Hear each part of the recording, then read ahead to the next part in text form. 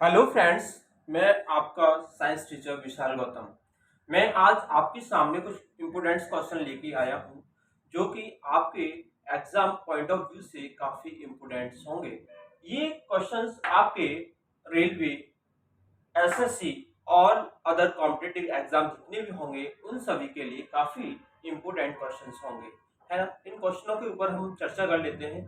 चलिए आइएगा। देखिए, पहला क्वेश्चन ये है, कौन से जीव होते हैं जिनकी कोशिकाओं में आरबीसी उपस्थित होता है ना। इस प्रकार के जो क्वेश्चंस होते हैं काफी इंपोर्टेंट होते हैं और एक बार अच्छी तरीके से इसको देखिएगा। पहला होता है ऊंट और दूसरा होता है लंबा। ये दो जीव ऐसे हैं जिनकी कोशिकाओं में आरबीसी उपस्थित होते हैं। सेकंड क्वेश्चन की बात करने जा रहा हूं। मानव शरीर का रंग किस पर निर्धारित करता है।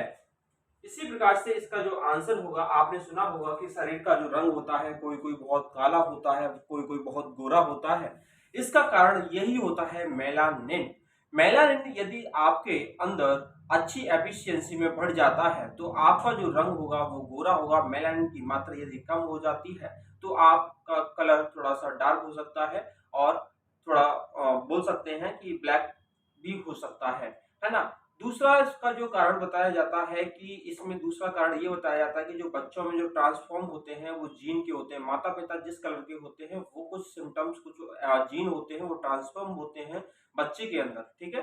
हाँ, इसी प्रकार से क्वेश्चन नंबर 3 की बात करने के लिए जा रहा हूँ आपके सामने। बीटी टॉक्सिन उपस्थित होता है। देखिए क्या होता है, बीटी टॉक्सिन एक मात्र ऐसा बैक्टीरिया बोल सकता हूँ, एक ऐसा कीड़ा बोल सकता हूँ जो कि आपकी फसलों को नष्ट करता है। जैसे कपास की फसल होती है, बैंगन की जो फसल होती है, ये काफी हद तक इनको फसलों को नष्ट कर देता है कीड़ा, है ना। उसी प्रकार से मैं बता सकता हूँ कि भारत में जो सर्वाधिक जो उत्पादन होता है वो काय का होता है, कपास का होता है ना। तो बीटी टॉक्सिन उपस्थित होता है कॉटन के अंदर, ठीक है दोस्तों। कौन सी ग्रंथि शरीर का तापमान स्थायी रखती है। आप देख लीजिएगा, इसका जो क्वेश्चन का जो आंसर होगा, आप देख लीजिए जो तापमान होता है, जैसे आपका या फिर आपके फैमिली में आपके पेरेंट्स का, आपके पापा का तापमान यदि गर्म हो जाता है तो हम क्या बोलते हैं, हाइपर हो गए, है ना। हाइपर हो गए, जब हाइपर हो जाते हैं तो उनका जो ताप होगा वो स्थायी से अस्थायी हो जाएगा, अस्थायी से स्थायी भी हो जाएगा, ठीक है दोस्त। ये थोड़ा याद करने के लिए मैं आपको बता रहा हूँ कि जैसे आपके जो पिताजी हैं यदि वो हाइपर हो जाते हैं तो आप क्या भागते हैं, दूर दूर भगते हैं, दूर दूर भगते हैं। तो उनका मतलब ये है कि उनका जो तापमान है अस्थायी से स्थायी हो गया, स्थायी से अस्थायी हो गया, कुछ भी रिलेट कर सकते हैं इसको, ठीक है। इसी प्रकार से क्वेश्चन नंबर मैं 6 की बात करने के लिए जा रहा हूँ। क्वेश्चन नंबर 6 नहीं, क्वेश्चन नंबर 5, ठीक है। मानव शरीर में सबसे छोटी अंतःस्रावी ग्रंथि कौन सी होती है, ठीक है। इसी प्रकार से जो इसका आंसर होगा वो होगा पीयूष ग्रंथि। इसको इंग्लिश में पिट्यूटरी ग्लैंड्स भी बोलते हैं, पिट्यूटरी ग्लैंड्स भी कहते हैं, ठीक है। इसको इंग्लिश में भी देख सकते हैं और आप इसको हिंदी में भी देख सकते हैं। मानव शरीर में सबसे छोटी अंतःस्रावी ग्रंथि कौन सी होती है। तो अंतःस्रावी जो अंदर अंदर स्त्राव करते हैं, स्त्राव करते हैं, है ना। अंतःस्राव करते हैं, अंतःस्राव करते हैं तो पीयूष को बुला रहे हैं पर अंदर अंदर स्त्राव करते हैं, स्त्राव करते हैं, ठीक है दोस्त। इसको याद रख सकते हैं आप इस प्रकार से, ठीक है। इसी प्रकार से क्वेश्चन नंबर 6 की बात करने के लिए मैं जा रहा हूँ। रक्त में प्रतिस्पंदन कौन करता है। इसी प्रकार से जो आपके रक्त में हेपेरिन नाम का एक वो पाया जाता है ना। तो ये जो पाया जाता है हेपेरिन, जो हेपेरिन होता है वो आपके रक्त में प्रतिस्पंदन करेगा। क्या करेगा, प्रतिस्पंदन करेगा, ठीक है। आपने सुना होगा कि जैसे पैरालिसिस हो जाता है, पैरालिसिस जब हो जाता है तो जो इंसान के जो एक मानव बॉडी होती है, मानव जो शरीर होता है उसका जो बॉडी पार्ट्स होते हैं वो क्या करते हैं, फंक्शन करना बंद कर देते हैं। फंक्शन जब काम करना बंद कर देते हैं तो हम क्या करते हैं, एक्यूपंक्चर करवाते हैं। एक्यूपंक्चर के माध्यम से क्या होता है, जो नेडल होती है, नेडल को चुभोया जाता है आपके शरीर के अंदर। तो उस नीडल को जब चुभोया जाता है तो आपके धीमे-धीमे जो बॉडी फंक्शन जो काम नहीं जो बॉडी पार्ट्स जो थे, जो काम नहीं कर रहे थे, वो धीमे-धीमे काम करना प्रारंभ कर देते हैं मेरे मित्रों, ठीक है? इसी प्रकार से मैं एक क्वेश्चन और था ये मेरे को आया कि डिट्यूटिव कैप्शन होता है, इसका फुल फॉर्म क्या होता है? इसका जो फुल फॉर्म होता है बॉस्टुलस थ्यूरीजिएसिस, थ्यूरीजिएसिस होता है, ठीक है? बीटी टॉक्सिन, बीटी टॉक्सिन क्या होता है कि ये एक बैक्टीरिया होता है। बीटी टॉक्सिन एक बैक्टीरिया होता है जो कि कपास की जो खेती हो रही होती है, तो कपास की खेती को ये डिस्ट्रॉय करने में काफी मदद करता है। तो हमारे पास कुछ हमारे पेस्टिसाइड्स वगैरह होते हैं, उन पेस्टिसाइड को यदि डालते हैं तो ये जो टॉक्सिन होता है वो खत्म हो जाता है। फिर उसके बाद जो हमारा प्रोडक्शन होता है काफी अच्छी मात्रा में बढ़ने लग जाता है धीमे-धीमे, ठीक है दोस्तों? इसी प्रकार से मैं आपको एक क्वेश्चन बताने के लिए जा रहा हूँ, क्वेश्चन नंबर 8, ठीक है? ये छोटी आंत व बड़ी आंत में क्या फर्क होता है, क्या अंतर होता है, ठीक है दोस्तों? ये हमारे बॉडी का एक पार्ट होता है, जो कि आपको पता होगा कि जो हमारा जो पाचन होता है, हमारे कहाँ से स्टार्ट हो जाता है, मुंह से स्टार्ट हो जाता है, माउथ से स्टार्ट हो जाता है, और छोटी आंत में सबसे ज्यादा जो डाइजेशन सिस्टम होता है आपके अंदर होता है, सबके अंदर होता है, छोटी आंत के अंदर। छोटी आंत जो होती है वो बड़ी आंत के कंपेरेटिव बड़ी होती है, और जो बड़ी आंत होती है वो छोटी होती है। इस प्रकार से हम देख लेते हैं। छोटी आंत जो होगी उसकी जो लंबाई होती है, छोटी आंत की जो लंबाई होती है वो होती है 6 से 7 मीटर। कितनी होती है? 6 से 7 मीटर। इसी प्रकार से मैं बात करता हूँ बड़ी आंत की। जो बड़ी आंत की जो लंबाई होती है वो होती है 1.5 मीटर। कितनी होती है? 1.5 मीटर मेरे मित्रों, ठीक है? इसी प्रकार से मैं क्वेश्चन नंबर 9 की बात करने के लिए जा रहा हूँ। विली क्या होती है? विली से आप क्या समझते हैं? विली क्या होता है? देखो, छोटी छोटी जो आंत होती है, जो छोटी आंत जो होती है उसके ऊपर उंगली के नुमा कुछ क्या पाए जाते हैं? प्रवर्त पाए जाते हैं, ठीक है? छोटी आंत में उंगली के नुमा प्रवर्त पाए जाते हैं, ठीक है दोस्तों? ये होती है विली, ठीक है? इसी प्रकार से क्वेश्चन नंबर 10 की बात करने के लिए जा रहा हूँ। रक्त का फिल्ट्रेशन कहाँ पर होता है? ये क्वेश्चन आपने काफी अच्छी तरीके से देखा होगा, सुना भी होगा, पढ़ा भी होगा, लिखा भी होगा। इसी प्रकार से मैं बता देता हूँ कि जो रक्त का फिल्ट्रेशन होता है वो आपके किडनी में होता है। किडनी जो होती है, किडनी आपके रक्त का फिल्ट्रेशन करती है, और एक दिन में ये समथिंग समथिंग 170 से लेकर 180 लीटर तक ब्लड को फिल्टर करती है। फिल्टर का मतलब शांति है दोस्तों। इसी प्रकार से मैं बात करने के लिए जा रहा हूँ, जो किडनी होती है, किडनी की जो इकाई होती है क्या होती है? What is the unit of kidney?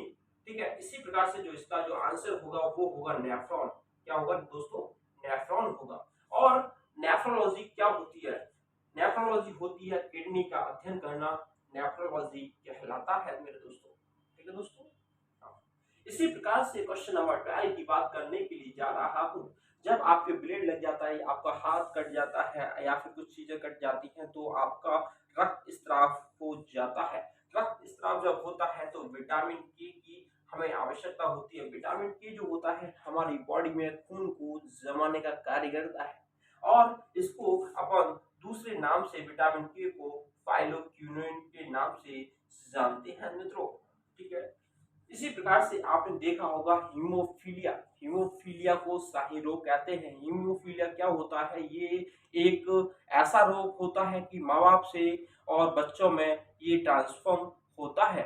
मैं बोल सकता हूँ कि जो हीमोफीलिया जो रोग है ना, नर व मादा से ट्रांसफॉर्म होकर बच्चों में जाता है। और हीमोफीलिया एकमात्र ऐसा रोग होता है जो कि ब्लड का रिसाव होता रहता है। और एक स्टेज ऐसी भी आती है कि वो बच्चा या फिर वो इंसान वो मर भी सकता है, ठीक है? हीमोफीलिया ये होता है कि जो ब्लड है अपना स्राव होता रहेगा, धीमे धीमे निकलता रहेगा, ये थमने का नाम नहीं लेता है मेरे दोस्तों। इसी प्रकार से मैं बात करता हूँ क्वेश्चन नंबर 30 की। दाद किससे होने वाला रोग है? दाद, है ना? आपको दाद बता देता हूँ। दाद होता है ये कवक से। कैसे होता है? कवक से होता है मेरे मित्रों, कवक से होता है। कैसे होता है? कवक से होता है। इसी प्रकार से क्वेश्चन नंबर 14 की मैं बात करने के लिए जा रहा हूँ। जरा अच्छे से ध्यान से देखिएगा इस क्वेश्चन को। क्वेश्चन नंबर जो 14 है, क्लोरोमाइसेटिन। क्लोरोमाइसेटिन, क्लोरोमाइसेटिन, है ना? क्लोरोमाइसेटिन होता है प्रतिजीवाणु। किसमें होता है? प्रतिजीवाणु में होता है। ठीक है, इसी प्रकार से मैं बात करने के लिए जा रहा हूँ DNA. What is the full form of DNA? Deoxy ribo nucleic acid होता है। Deoxy ribo nucleic acid. ठीक है, ये दोस्तों बॉडी पार्ट के जो मानव बॉडी है, मानव बॉडी के हर एक पार्ट में ही उपस्थित होता है मेरे मित्रों। इसको देख लीजिए कि जो डीएनए की जो संरचना का मॉडल दिया था वो किसने दिया था। इसको याद करने के लिए व्हाट्सएप पर मैंने डीएनए को क्या कर दिया, क्रैक कर दिया। क्या कर दिया, व्हाट्सएप पे मैंने डीएनए को रखा और क्रैक कर दिया। ठीक है दोस्तों, इसलिए वॉटसन एवं क्रिक ने इसके मॉडल की संरचना को दिया था। ठीक है, इसी प्रकार से क्वेश्चन नंबर 16 की मैं बात कर लेता हूं। क्वेश्चन नंबर 16 होता है, किसका संबंध डार्विन वाद के साथ है? डार्विन वाद का मतलब जो था, उन्होंने बताया था कि जो प्राकृतिक जो वर्ण होते हैं, इन्होंने इसके साथ संबंध को बताया था, वह साझा किया था। ठीक है, डार्विन वाद के साथ है प्राकृतिक वर्ण। डार्विन कैसी है, हमारी प्राकृतिक से संबंध रखती है, प्रकृति से क्या करती है, डार्लिंग हमारी प्यार करती है दोस्तों। ठीक है, जो डार्लिंग जो है प्रकृति से क्या करती है, प्यार करती है मेरे मित्रों। इसी प्रकार से आपने एक चीज और देखी होगी, पॉलीग्राफ। पॉलीग्राफ क्या होता है?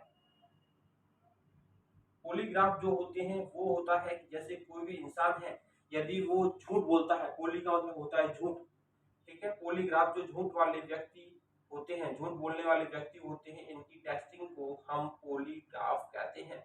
बोलने वाले व्यक्तियों को पॉलीग्राफ कहते हैं। पोलोग्राफिंग टेस्टिंग के माध्यम से जो व्यक्ति झूठ बोला होता है उसका हम पता कर लेते हैं।